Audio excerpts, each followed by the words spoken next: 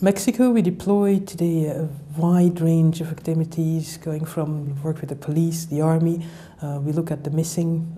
We have a very important work that we do together with the National Society, the Mexican Red Cross, in favor of the migrant population, re-establishing of family links, forensic activities. So it's a wide range of activities that we deploy. 3 years back, the delegation in Mexico did a study on the impact of violence on the people in the region.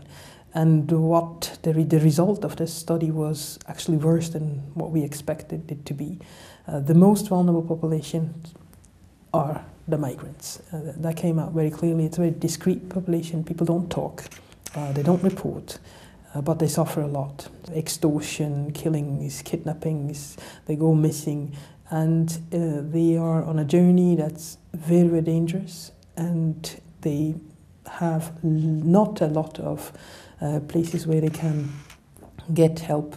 And together with the National Society, the Mexican Red Cross, we have started to give a small portion of a bit of support to these vulnerable migrants. When we talk about the migrants in the region, we don't talk about only Latin American migrants. It's a global phenomenon. We see Syrians, Afghans, people from Iraq. So some of them are refugees. So it's a very, very large segment of population that ends up in the region. We talk about 400,000 people trying to get up north and being deported from the US back. So it's huge. What can we do? We can't solve the problems. We don't change migration laws, but we can bring some of the concerns to the attention of the authorities, both in Mexico, Guatemala, Honduras, but also in the US, where we have established a contact with the Department of Homeland Security to bring to their attention some of the concerns we have around deportation. And we have a very good discussion about that, because authorities want to make it more humane. It's already bad enough that people have to go. And then if they end up as a prey to cartels and gangs, it makes it even worse.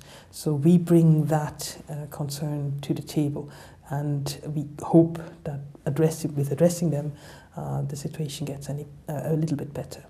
We also have the chance, when we talk about Mexico, that the authorities are very strong. Institutions work. So sometimes we just have to stimulate, bring the different authorities together, that they can work better on data collection. When we talk about missing migrants, for instance, when we talk about the police and the army, as well, there we have memorandums of understandings with both the police, the army and the Navy to help them in the response of the use of force. If you have an army or military personnel in the street, their initial training is not the same as the training a police officer would get.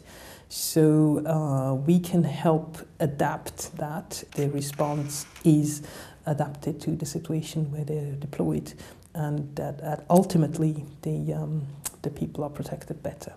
We also help the people to protect themselves, because in and around Mexico, but also Salvador, Honduras, a lot of young people are affected. So schools, teachers, students, and very often we manage to get the safe space around schools, for instance.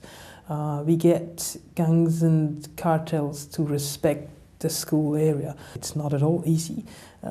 You have to be very careful, but it's easier with gangs than it is with cartels. It's easier with groups that have a local impact, because they live in the place where they operate. So they have mothers, they have sisters, they have younger brothers, and they can ultimately see and get the humanitarian message. We manage to get the self-esteem of the students, that they have a chance not to end up ultimately in the gang or in the cartel structure. And we have a better dialogue between students and teachers around topics of violence, psychological support that national societies, Red Crosses give. Also institutions do provide that. And if we can bring that all together, it's not that we do it ourselves, so it's a lot of stimulation. So partnership in the region is extremely important. We have around 220 different partnerships in the Americas, so it gives you an indication of how important it is for us.